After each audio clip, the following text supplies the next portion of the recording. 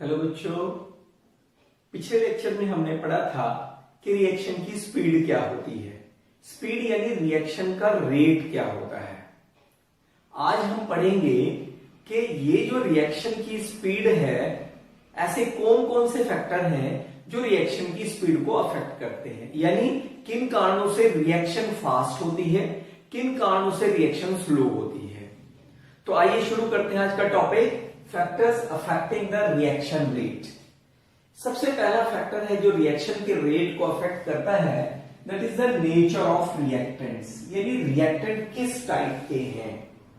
यदि reactant solids हैं तो हमें पता है सॉलिड सॉलिड आपस में जो रिएक्टिविटी होती है वो बहुत कम होती है, तो इसलिए रिएक्शन का रेट भी क्या होगा, स्लो होगा। यदि लिक्विड्स हैं तो रिएक्शन का रेट फास्ट हो जाएगा, और यदि वो गैस फॉर्म में है रिएक्टेंट तो रिएक्शन की जो रिएक्टिविटी है, रिएक्टेंट्स की रिएक्टिविटी वो बहुत ज्यादा होगी और रिएक्शन का जो रेट है वो भी ज्यादा होगा। बट यदि रिएक्टेंट हमारे पास सपोज गैसियस फॉर्म में है, सपोज हम नाइट्रिक ऑक्साइड गैस और ऑक्सीजन के साथ जब रिएक्ट कर रही है, it will form the nitrogen dioxide. उस केस में हम इसको कैसे एक्सप्लेन करेंगे, या हमारे पास कोई और रिएक्शन है, सपोज कार्बन मोनोऑक्साइड जब ऑक्सीजन की प्रेजेंस में बर्न करती है तो it will give the carbon dioxide. Actual में हमें पता है कोई रिएक्शन प्रोसीड करती है with the breakage of old bonds and the formation of new bonds will take place, यानी किसी एक रिएक्शन में पुराने बॉन्ड टूटते हैं और नए बॉन्ड बनते हैं। जब अलग अलग टाइप के बॉन्ड को तोड़ने के लिए हमें अलग अलग अमाउंट ऑफ एनर्जी की रिक्वायरमेंट होती है, इसी तरह से जब अलग अलग टाइप के बॉन्ड्स बनते हैं उस समय different amount of energy release होती है। तो यहां पर यदि हम इसकी बात करें, यहां पर नाइट्रोजन और ऑक्सीजन के बॉन्ड को तोड़ने के लिए डिफरेंट अमाउंट ऑफ एनर्जी चाहिए, इसी तरह से कार्बन ऑक्सीजन के बॉन्ड को तोड़ने के लिए कुछ और अमाउंट ऑफ एनर्जी चाहिए। जब different amount of energy require है डिफरेंट टाइप ऑफ बॉन्ड को तोड़ने के लिए, इसीलिए जो रिएक्शन की स्पीड है वो रिएक्टेंट की नेचर पर डिपेंड करेगी, यानी रिएक्टेंट आपका क्या है, कौन सा रिएक्टेंट रिएक्शन में यूज हो रहा है। तो इसलिए जो रिएक्शन का रेट है वो रिएक्टेंट की नेचर पर डिपेंड करता है। सेकंड फैक्टर की हम बात करें, concentration of the reactants. Reactant की कंसंट्रेशन पर भी रिएक्शन का रेट डिपेंड करता है। हमने पहले लेक्चर में पढ़ा था rate of reaction is equal to the change in concentration of reactants or products divided by the time taken, ये हमने पहले पढ़ा है। इसका मतलब क्या हुआ कि जो रिएक्शन का रेट है that is directly proportional to the concentration of the reactant, यानी जब रिएक्शन जस्ट शुरू हुई है उस समय कंसंट्रेशन रिएक्टेंट की बहुत हाई है। यदि कंसंट्रेशन बहुत हाई है रिएक्टेंट की तो डेफिनेटली रिएक्शन का रेट भी ज्यादा होगा, लेकिन एज द टाइम पासेस जो कंसंट्रेशन है रिएक्टेंट की वो कम होती जा रही है। यदि ये कंसंट्रेशन कम हो रही है तो रिएक्शन का रेट भी कम होता चला जाएगा। इसीलिए जो रिएक्शन का रेट है that will depend upon the concentration of the reactant, यानी higher the concentration of the reactant, faster is the rate of reaction. Third factor है टेम्परेचर। टेम्परेचर बढ़ाने से जो रिएक्टेंट के मॉलिक्यूल्स होते हैं उनकी काइनेटिक एनर्जी बढ़ जाती है।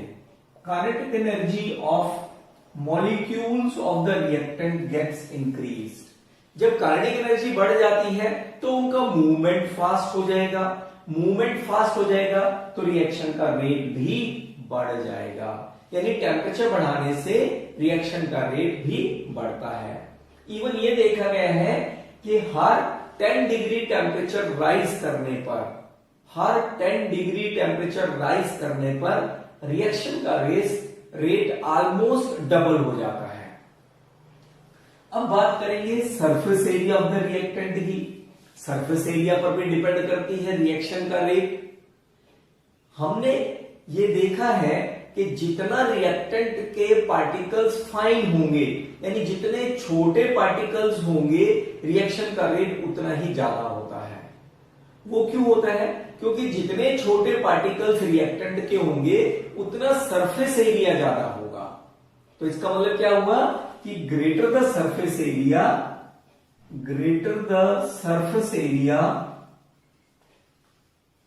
Faster is the rate, reaction का रेट भी उतना ही फास्ट होगा। यही कारण है कि जो वुड का एक बड़ा ब्लॉक है उसको जलाने में बहुत दिक्कत आती है, लेकिन यदि हम उसको काट के उसके छोटे पीसेस कर दें, यानी उसके सरफेस एरिया यदि हम बढ़ा दें तो वो बड़ी जल्दी जलते हैं। तो इसका मतलब क्या हुआ कि जितना ज्यादा सरफेस एरिया होगा रिएक्टेंट का, रिएक्शन का रेट भी उतना ही ज्यादा होगा। उसके बाद नेक्स्ट जो फैक्टर है that is presence of catalyst. Catalyst की प्रेजेंस कैसे अफेक्ट करती है? हमें पता है कैटलिस्ट क्या होते हैं। Catalyst are the chemical substances which increase the speed of reaction without itself undergoing any chemical change। यानी जो अपने आप को बिना किसी केमिकल चेंज में इन्वॉल्व किए रिएक्शन की स्पीड को चेंज कर देते हैं, वो क्या होते हैं? कैटलिस्ट होते हैं। और ये देखा गया है कि जो कैटलिस्ट होते हैं that will increase the rate of reaction, वो रिएक्शन के रेट को इंक्रीज करते हैं। उसके बाद जो नेक्स्ट फैक्टर है that is presence of light. कुछ रिएक्शंस ऐसी होती हैं जो डार्क में नहीं होती है, उनके लिए जो लाइट की प्रेजेंस है वो मस्ट होती है। जैसे hydrogen when reacts with the chlorine it will give hydrogen chloride. ये रिएक्शन लाइट की प्रेजेंस में होती है, यानी फोटोन्स रिक्वायर होते हैं इन रिएक्शन को करने के लिए। तो यहां जो फोटोन है वो इस रिएक्शन को इनिशिएट कर रहा है, यानी रिएक्शन के स्पीड को बढ़ा रहा है। तो फोटोकेमिकल रिएक्शंस, जो रिएक्शन लाइट के प्रेजेंस में होती है उनको हम फोटोकेमिकल रिएक्शंस कहते हैं।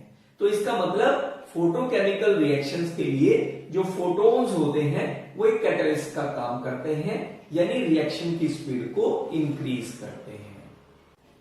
बच्चों हमने पढ़ा है कि रिएक्शन का जो रेट होता है that will depend upon the concentration. If we plot a graph between the concentration of the reactant, ये रिएक्टेंट की यदि हम कंसंट्रेशन ले लें और इसको यदि हम टाइम के साथ प्लॉट करें तो जो रिएक्शन की कंसंट्रेशन है टाइम के साथ साथ चेंज होती चली जाती है। इसका मतलब क्या हुआ कि जो रिएक्शन का रेट है वो भी टाइम के साथ साथ चेंज होता चला जाता है, यानी रिएक्शन का रेट कंसंट्रेशन पर डिपेंड करता है।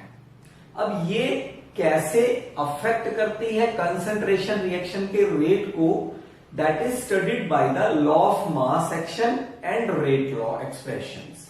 तो आइए देखते हैं लॉ ऑफ मास एक्शन क्या है। पहले law of mass action,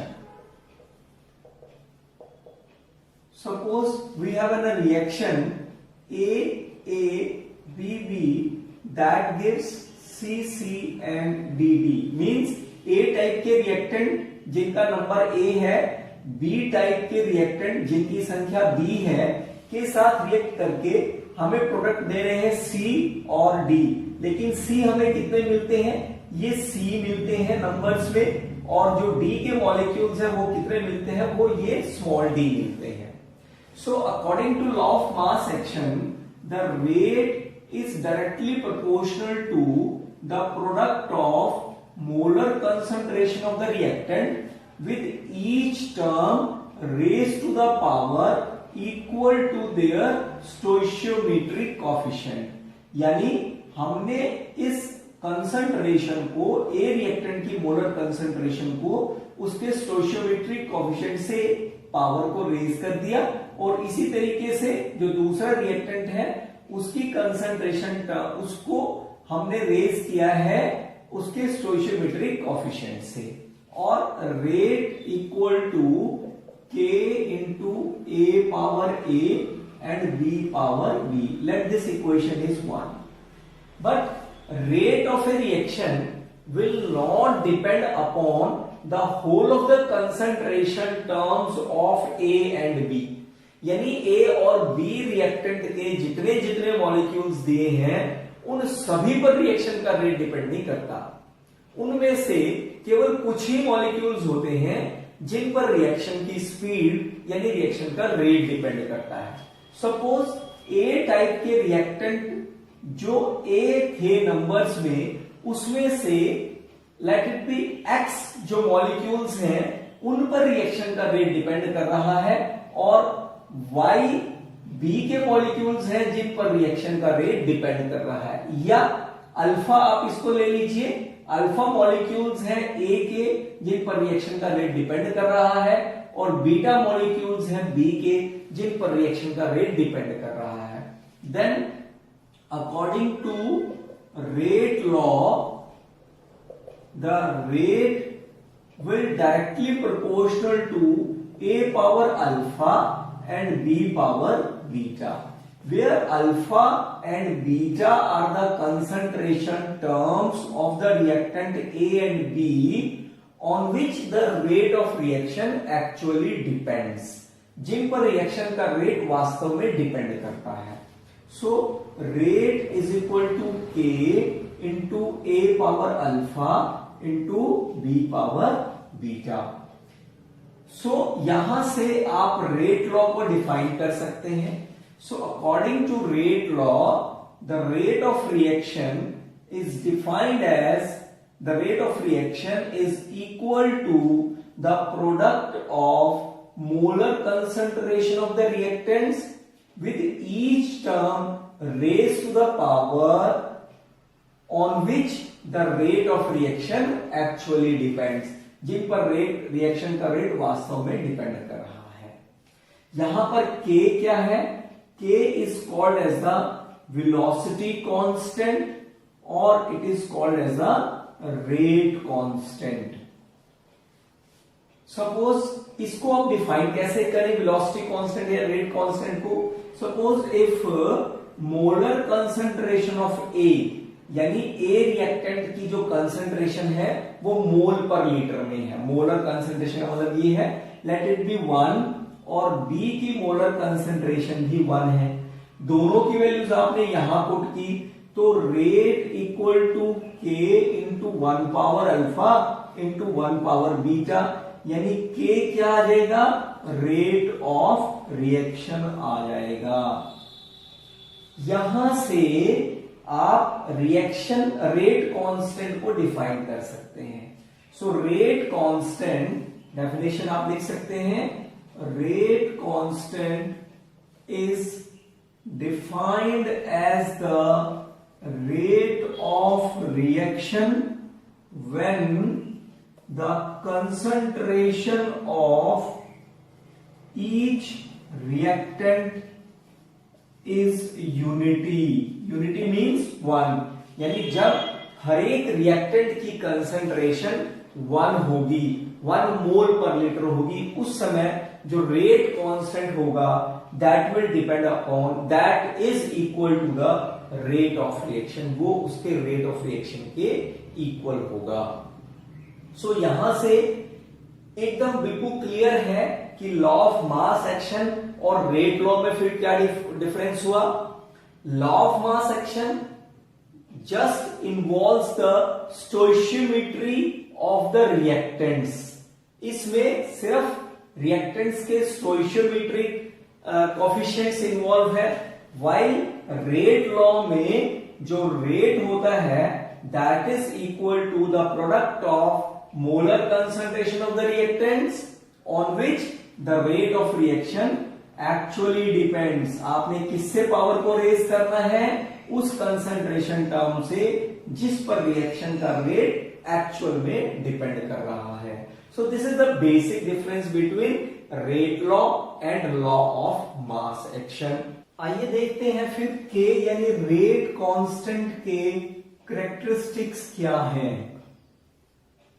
first, यहां से बिल्कुल क्लियर है कि जो रेट कांस्टेंट है that is directly proportional to the rate of reaction, यानी हायर द वैल्यू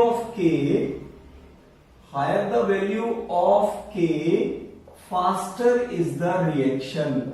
जितनी ज्यादा के की वैल्यू होगी रिएक्शन का रेट भी उतना ही फास्ट होगा। अब ये जो के की वैल्यू होती है, this have a definite value for a reaction at a particular temperature। किसी एक पर्टिकुलर टेम्परेचर पर किसी एक रिएक्शन के लिए के की वैल्यू डेफिनेट होती है, परंतु यदि आप टेम्परेचर चेंज कर दें तो जो के की वैल्यू है उसी रिएक्शन के लिए वो चेंज हो जाएगी। ऑन चेंजिंग टेम्परेचर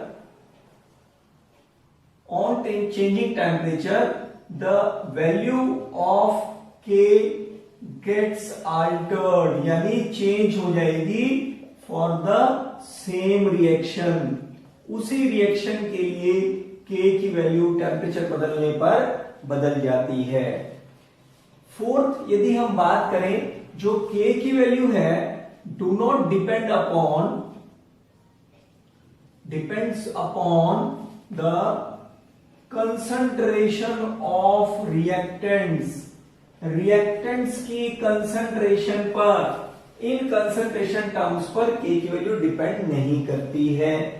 एंड जो यूनिट्स हैं के यूनिट्स ऑफ के will be calculated from the order of reaction के ऑर्डर से हमें के यूनिट्स मिलते हैं। तो ये थे के कैरेक्टरिस्टिक्स। अब हम ऑर्डर ऑफ रिएक्शन की बात करें। इस रिएक्शन से ये बिल्कुल क्लियर है कि जो रेट है that will depend upon the concentration of reactants with each term raise to the power on which the rate of reaction actually depends. तो इसका मतलब क्या हुआ कि order of reaction with respect to A is alpha, क्योंकि alpha पर reaction का rate depend कर रहा है। And order with respect to B is beta, क्योंकि रिएक्शन का रेट बी टाइप के रिएक्टेंट की बीटा कंसंट्रेशन पर डिपेंड कर रहा है। So overall order of reaction, overall order क्या आ जाएगा जिसको n से रिप्रेजेंट करते हैं, that is equal to the sum of powers of the concentration terms in rate law on which the rate of reaction actually depends. So order क्या हो जाएगा, it is the order is the sum of powers of concentration terms in rate law on which the rate of reaction actually depends।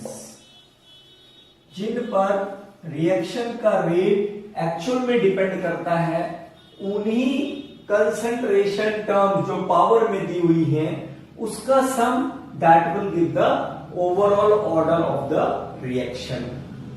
यहां से एक चीज और clear कर देने वाली है, क्योंकि जब रिएक्टेंट की कंसंट्रेशन यूनिटी होती है उस समय rate constant rate of reaction के इक्वल होता है।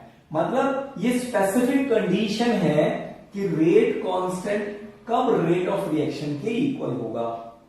That is why the rate constant यानी velocity constant is also called as a specific reaction rate, इसलिए इसको specific reaction rate भी कहा जाता है।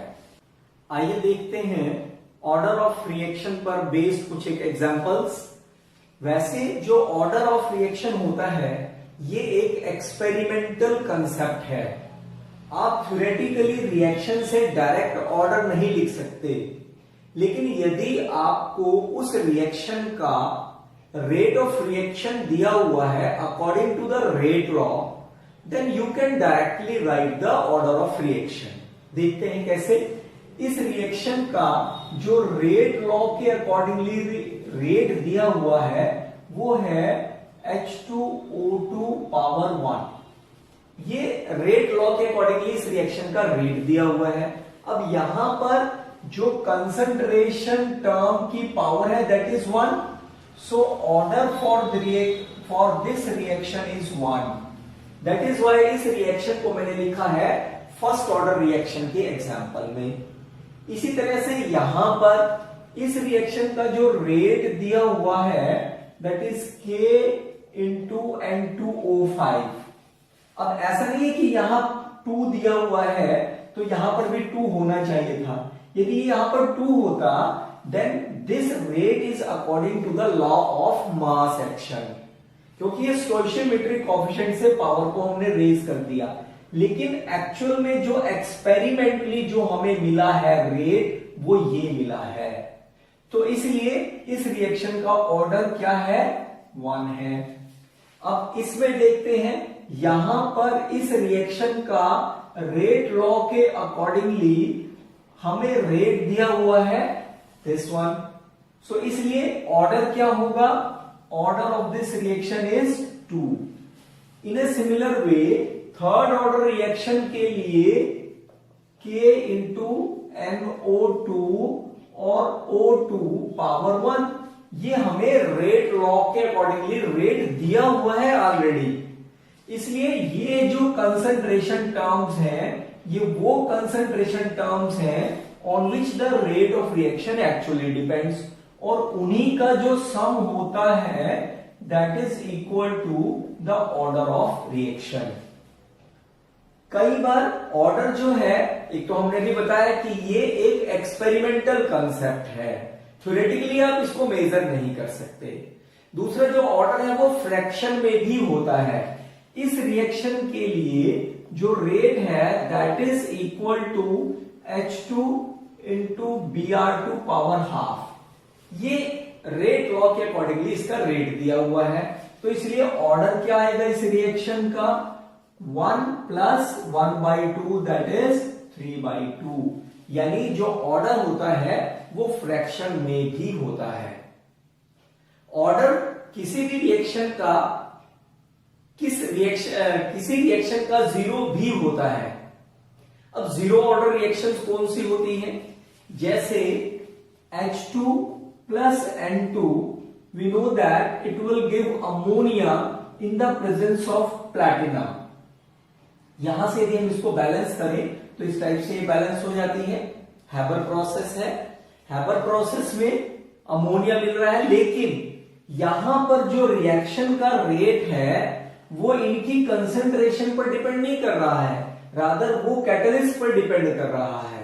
सो ऐसी रिएक्शंस जो रिएक्शन कैटलिस्ट की प्रेजेंस में होती हैं वो 0 ऑर्डर रिएक्शन कहलाती हैं। लाइकवाइज जैसे H2 plus Cl2 it gives 2HCl, ये लाइट की प्रेजेंस में हो रही है रिएक्शन, तो यहां ये जो फोटॉन्स हैं ये कैटलिस्ट का काम कर रहे हैं। दैट इज व्हाई जो रिएक्शन का रेट है वो कंसेंट्रेशन टर्म पर डिपेंड नहीं करेगा।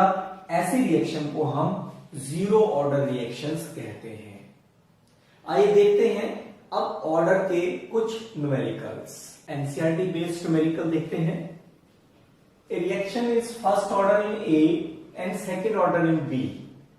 Write the differential rate equation। सबसे पहले हमने क्या करना है, इस रिएक्शन के लिए डिफरेंशियल रेट इक्वेशन लिखनी है, यानी रेट लॉ के अकॉर्डिंगली हमने रिएक्शन लिखना है। रिएक्शन का रेट क्या हो जाएगा? Rate is equal to K into let the reactant is A and B। ये हमें दिया हुआ है, लेकिन उसने कहा है कि जो रिएक्शन है फर्स्ट ऑर्डर इन A यानी A की power 1 and second order in B यानी B, यहां पर जो इसकी पावर होगी concentration term on which the rate of reaction actually depend is 2। अब सेकेंड पॉइंट है, second answer, how is the rate affected on increasing the concentration of B 3 times. यदि B की कंसंट्रेशन को हम 3 टाइम्स मान लीजिए जो बी की कंसंट्रेशन है वो बी है शुरू में, अब ये 3 टाइम्स इंक्रीज कर दी तो 3b हो जाएगी। नाउ द रेट जो होगा वो क्या हो जाएगा, k into A into 3 times of b। अब इसको सॉल्व कर लीजिए, ये कितना आएगा 3 जा 9 इंटू के इंटू ए इंटू बी पावर 2, यानी ये जो इनिशियल रेट था ये शुरू में था, लेकिन अब जो रेट हो गया वो 9 टाइम्स हो गया। सो आंसर क्या आ जाएगा, रेट इंक्रीजेस टू 9 टाइम्स। अब थर्ड देखते हैं, how is the rate affected when the concentration of both A and B are doubled. So rate फिर क्या हो जाएगा, rate equal to K into A को भी आपने डबल कर दिया और बी को भी आपने डबल कर दिया। अब इसको सॉल्व कर लीजिए, k is equal two into 2a और ये कितना आ गया इंटू 4b स्क्वायर, तो ये कितना हो गया 8 इंटू के a इंटू बी स्क्वायर, यानी जो रेट है second rate that is equal to 8 times the initial rate, यानी जो रेट है रिएक्शन का, so the rate of reaction increases to 8 times, इसलिए रिएक्शन का रेट 8 टाइम्स इंक्रीज कर जाएगा। नेक्स्ट न्यूमेरिकल देखते हैं, for the reaction 2x gives x2, ये हमें रिएक्शन दी हुई है। The rate of reaction becomes 27 times when the concentration of X is increased to 3 times. तो रिएक्शन का ऑर्डर क्या होगा, यदि हम इस रिएक्शन का रेट लिखें, rate equal to k into x power यदि हम 2 लिख देते हैं तो फिर यहां से तो ये ऑर्डर दिया हुआ है, जबकि ये तो ऑर्डर होता नहीं है क्योंकि ये according to law of mass action है। तो ये हमने ऑर्डर निकालना है, let the order of this reaction is alpha, ये अल्फा हमने निकालना है। इसके लिए हमें कंडीशन दी हुई है कि ये रेट 27 टाइम्स हो जाता है, let this is represented by R. ये जो रेट है ये 27 टाइम्स हो जाता है, कब, जब कंसंट्रेशन एक्स की आप 3 टाइम्स इंक्रीज करते हैं, this is the given condition. अब यहां से जब आप, ये रिएक्शन 1 है, ये रिएक्शन 2 है, अब आप क्या कीजिए, 1 को डिवाइड कर दीजिए, 2 को डिवाइड कर दीजिए 1 से, यानी 27r divided by r equal to k into 3 power alpha into x power alpha divided by k into x power alpha.